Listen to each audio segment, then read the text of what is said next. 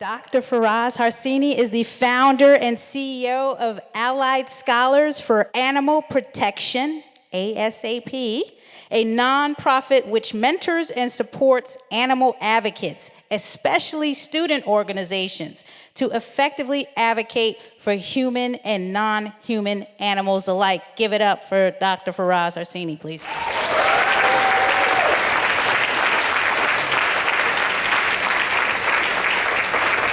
So, how many of you in this room are vegan? Wow, that's more than average. Shocking. Who here identifies as LGBTQ? Come on, we need more gay people. So, what I want to do is to talk about how animal rights and other forms of social justice connect, and how we can harness this potential to drive the systemic change that we all want. So just want to give you a little background about me. So I used to be a chemical engineer, and I'm also a musician. So at some point, I really wanted to use my music for some good cause. So I started doing clinic clowning. So I went to hospitals, played for children suffering from cancer. And then I asked myself, is there anything better I can do than clowning to help cancer patients?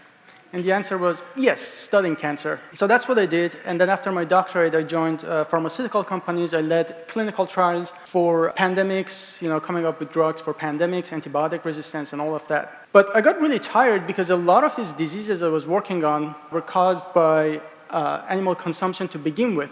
And that's why I joined the Good Food Institute. So I'm a bioprocessing senior scientist. I work on scaling up alternative proteins there. And I started my own nonprofit, Allied Scholars for Animal Protection, to bring this education to universities. Now, before becoming a scientist, I used to be a baby. I'm originally born and raised from Iran, and that picture right there is the last time I met my mom. So that's at Tehran International Airport, and I'm the only child, so it was a very emotional moment. It's over 10 years ago, and for reasons you will know, I may never be able to go back to my home country. So there is a chance that I can never see her again. Another thing about this picture that really bothers me is that my mom is actually not religious. But as you notice, in public, women are forced to wear hijab, which goes towards the point that I'm trying to make about oppression of humans in my home country. So this is a college I attended. It's University of Tehran. It's the biggest and oldest and best university in Iran. It's also a center of political activities in my country. In 2009, I was a part of this protest. So students were on the left side of this gate, and we were protesting for basic human rights. And as you can see, police wasn't having it, and they were tossing tear gas and everything. A couple of moments later, one of my friends, Ali, he walked in front of us, and all he did was to show us a peace sign. And the next thing I know, paramilitary forces attacked him and started beating him in the head with batons. And this is a moment that, unless it happens in front of you, you really can't feel what it's like for a friend to be beaten in the head, and then we were locked on the other side of the gate, so we couldn't do anything. But the experience is really vivid. The sound of sirens and smell of tear gas, and hearing my friend screaming. And as I thought, this can't get any worse, paramilitary forces actually broke into the university. At this point, I was tear gassed, so I couldn't really see clearly. I just saw an army of people in front of me, and I wasn't sure if they were students. Until one of them raised his hand with a machete and said, "Wait, motherfucker." That's the best motherfucker I've ever heard in my life. That was my cue that this is not a student, and I better run. And I ran as fast as I could. Now, coming across situations like that where my life was actually threatened really makes me connect with some forms of human oppression in certain ways. And to make matters worse, I'm also gay, and if you know anything about Iran, homosexuality is punishable by death, and they have acted upon these laws before. I wish I just accepted myself, and I just kept it a secret from everyone else. But just growing up for 22 years and denying the most natural and normal things about yourself and trying to think that, why are you so different from everyone else? What's wrong with you? Maybe you grow up and it'll go away. Maybe you find a girlfriend, it'll go away. Spoiler alert, it didn't. But that's why coming out was one of the best experiences of my life, one of the most freeing experiences. It felt like I was swimming the entire time with like bags of stone attached to my arms and legs. And you're probably wondering about these parrots. So when I finally came out, it was in this cancer center, and I went to my friend and I said, "Hey Ash, yeah, I'm gay." He said, "Well, duh." I was like, "God damn it. How could you tell?" He was like, "Just bro, look at what you're wearing. Like, I bet you can find a parrot that matches your style every day."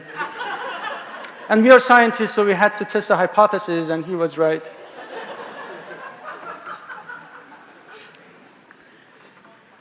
But everything really changed when my friend came to me. This is Maral. One day she came to me and she said, "Faraz, you can't say you love animals and eat them too." And she said that in the nicest way, and I still got upset. You know, I didn't want to talk to her. I was like, "How dare you? I almost got killed trying to help people, and you're telling me that's not good enough." So let that be a lesson for all of us. If my friend was worried about upsetting me and didn't say anything, I wouldn't have been standing here talking about veganism with you all. And another thing is, a lot of times we say that if people get upset, that necessarily means that our outreach isn't working, which is not true. Just remember, I don't say that we should actively go make people upset, but that shouldn't be the measure that we use, right? She was right. I was against beating people in the head for who they are, but I was okay with pigs being beaten in the head or being gassed. I was against hanging gay people for who they are, but I was okay for chickens being hanged upside down and having their throat cut. So why is there such a disconnect between human rights and animal rights? I want to tell you about this chicken, Mr. Happy.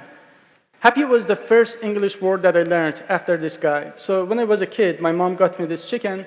He grew up, became a really loud and big and healthy rooster. So we had to give him to my grandma. And what I loved to do was to go to her house. And every time I opened the door, he ran to me, he jumped at me, and I hugged him. And I loved this chicken. Until one day I go there, I open the door, and he's not there. And I asked my grandma, "Where is Happy?" She said, "Oh, dear Faraz, I'm sorry. The door was left open, and he ran away." I thought he betrayed me. I was like, he loved me so much. He would never leave me. And I would go around the neighborhood, literally for 2 weeks trying to find him. I couldn't. And I lived with this thought that this chicken lived me until 10 years later when my mom said, the chicken soup we had that night.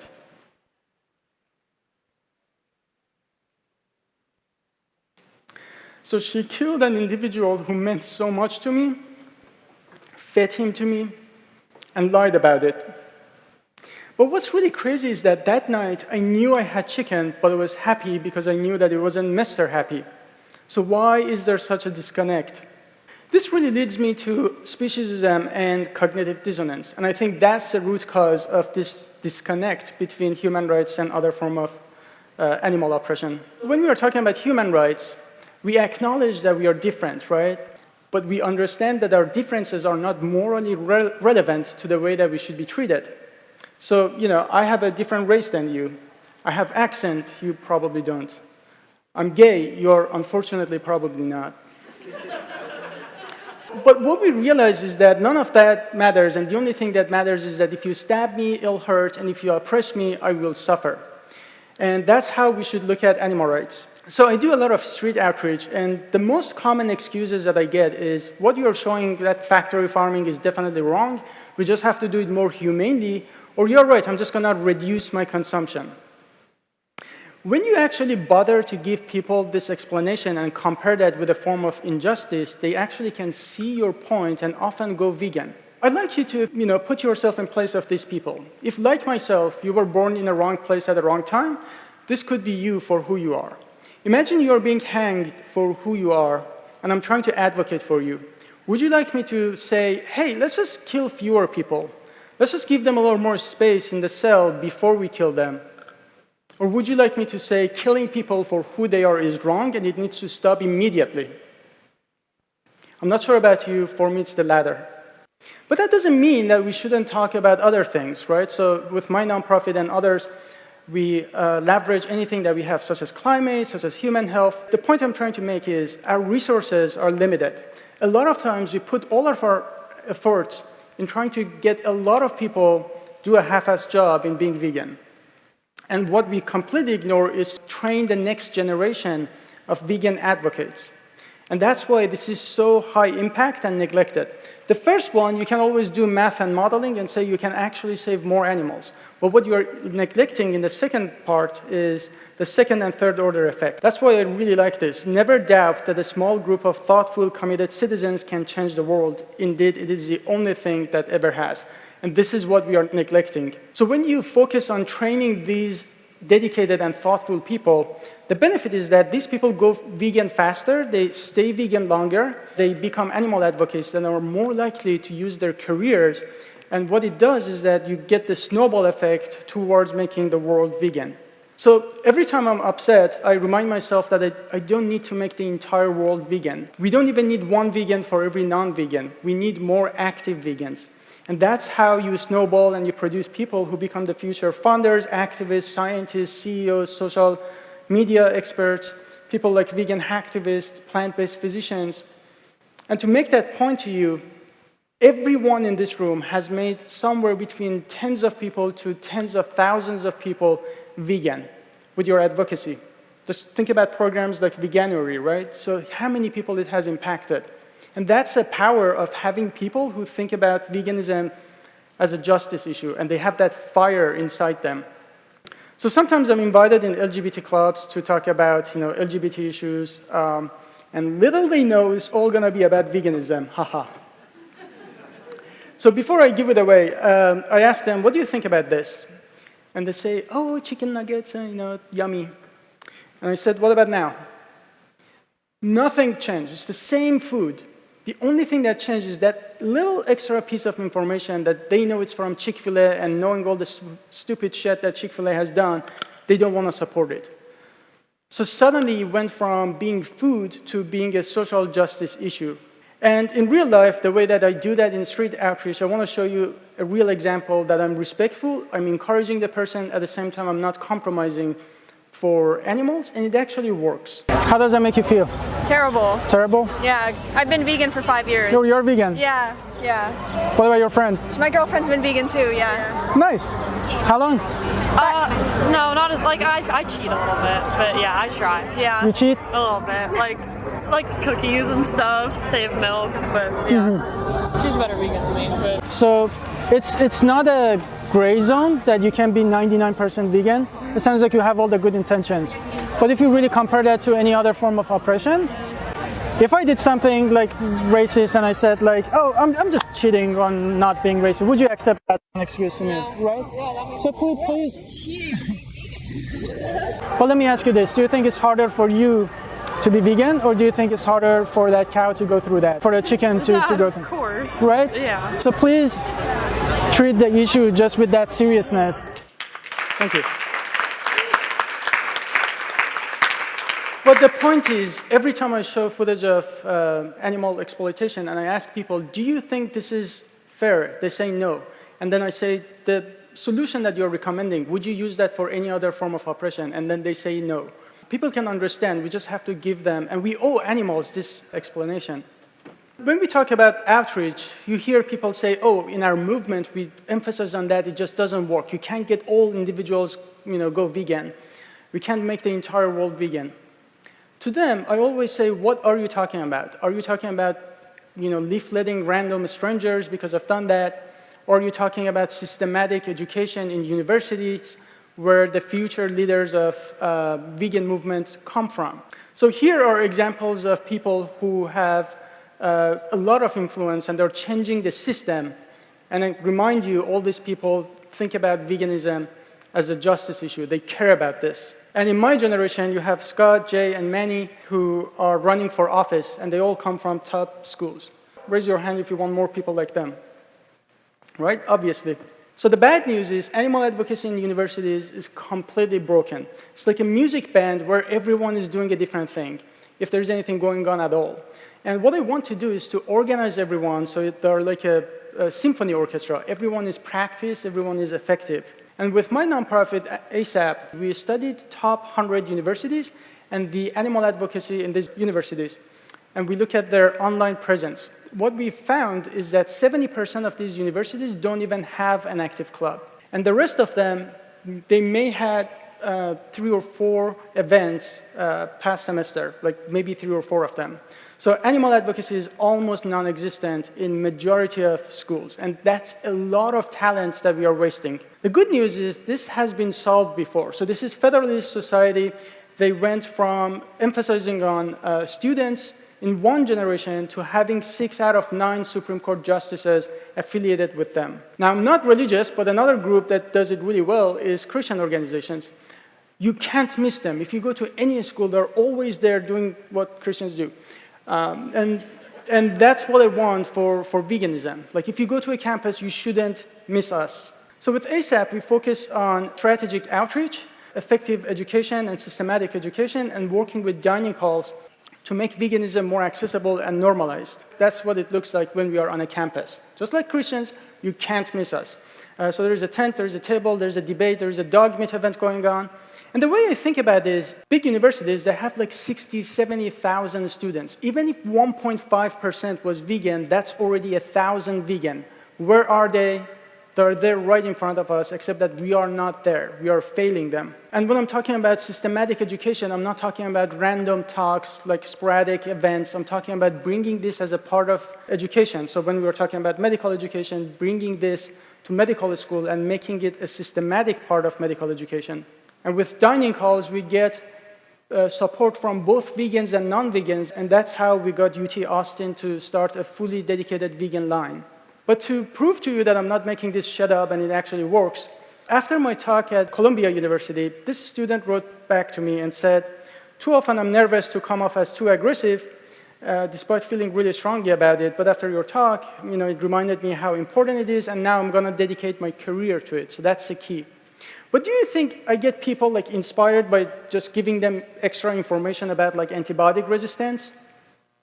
Of course I do that, but no matter what my talk is about, I show 3 minutes of dominion. And that's how I connect this. I make them to see this as a form of injustice, and that's how people get inspired to become people like us. In reality, this is how it works. All right, guys, you're gonna hate me for 3 minutes, feel about me however you want, but this is something I need to show you. Without seeing this, I can emphasize on animal oppression, but without seeing it, it's very hard to connect with the depth of issue.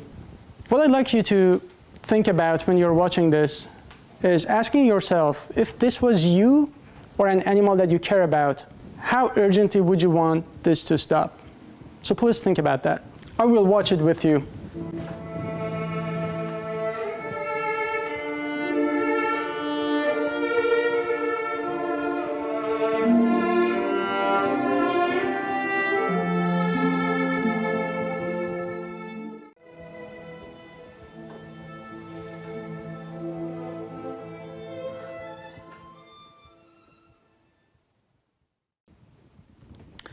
I know it's not easy to watch this, but thank you. It's easy to sit here in this air-conditioned room and talk about how to change the food system and lose that connection with every single individual victim of this system. And that's why it's so important for us to not lose that connection.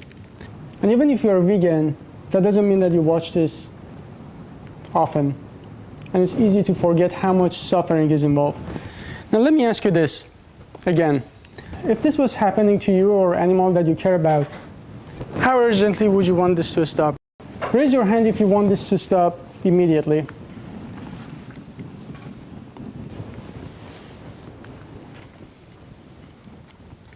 So the question I have for you is that what are we doing about this? What are we going to do about this? What are we doing with our lives to stop this? When you leave this room today, think about this and ask yourself how you are going to stop this. With your careers or as an individual? Here is another example. This is Joey. He came to us. He became vegan. He literally changed his major, and now he's designing bioreactors for scaling cultivated meat. So the talent is right there in front of us. We just have to invest in it. Last thing I want to show, event we did at UT Austin with my team right here. And you can see in this case, it was a rare case where this guy got really upset, but you can see how he transitioned from being really mad at us to going vegan literally in 2 minutes. You can't get a better job than this? Selling dog meat? Fresh, local dog meat available today only. Dog? Sorry? You want to take my dog? You don't want your dog. Okay, I'm but glad I you would don't say want my dog. I You know what? At the end of the day, I do agree Fuck you up if that, you took my dog. we Y'all can't get a better job Hold than on. this. But I have a question for you, sir. So, what's the difference between a dog and a cow? Hey, you can't get a better job than this? Selling dog meat? Huh? Tell your owner that this is metaphorical. fucked up. Y'all can't get a better job than this. Yeah. It's okay. It's okay. What's your name? De La Rosa. De La Rosa. Okay, we're not actually selling dog meat. We're trying to highlight the hypocrisy between people eating pigs and cows, but not eating dogs. So all these feelings that you're feeling right now about dog meat, that's how we feel about pigs and cows. Do you eat those animals? It makes a lot of sense. Yeah. I love that you're able to express Yeah, these emotions it's okay. without any filter. It's really refreshing to see someone do that. Someone We'll be so give you some passionate. resources. It's okay. Don't feel bad. Don't feel bad. Just all this anger that you felt at us, I want you to feel it for every animal that's being harmed. And so, do I have your promise now that you're no longer going to pay for animals to be killed when you don't have to? You're going vegan? Amazing. The resources are all on there. I'm so proud of you. Today marks the day of your journey. And what's this little dude's name? Nico. He's so cute. Thank you. Thank you. So there is a lot of potential for people to actually go vegan, and there is a lot of free resources, free talent there that we just have to reach out. Think about a social justice leader that you really admire, MLK, Gandhi, whoever. Just think about them for 1 second. Do you admire these people because they were trying to do whatever was popular, whatever got them raise more money for their nonprofit, etc.? Or do you like them because they did the right thing, they said the right thing, and they got shot, they went to jail, but they never shut up and they never stopped until abolition of violence and discrimination? I'm not sure about you, but for me it's the latter. So let's never shut up until every goddamn cage is empty and every animal is liberated. Thank you. Thank you. This question is directed to Dr. Faraz Harsini. Why are students so neglected in the animal rights movement? It should be a no-brainer to have more campus outreach. Yeah, it is actually a no-brainer. Every time I talk to people, everyone knows that it's so important. I think the most challenging part for us has been fundraising, because a lot of money in our movement goes to certain campaigns. And what's really neglected is like emphasizing in universities. So if you care about working with universities and training the future generation of thought leaders, please come to me and grab me. We really want help. And this is something that we can fix. It has been, like I mentioned, it has been solved before. We can do it if we invest in it. Thank you for that. What are some of the successes you have had? What are some of the surprises with ASAP? In terms of success, I think registering student organizations to be active and then they don't die, because that's a real problem. Students do something and then they graduate and everything dies down and that knowledge is lost. That and the fact that people are doing different things. So the best success that we had is to, in universities that we are working on, which some of them are like Harvard, MIT, Columbia, and here I have some folks who work with us from MIT, Brown, Harvard, and just trying to organize students. I think that's one of the best successes we had, and also working with dining halls and getting a lot of attention from non-vegans who want just better, tastier, more sustainable foods. In terms of challenges, I think fundraising, one of them is going to a university where there is already an animal rights group and trying to find out if they want to just like rebrand and become Allied Scholars chapter, or they want to start a new organization, and just like finding that dynamic can be challenging. Thank you for that.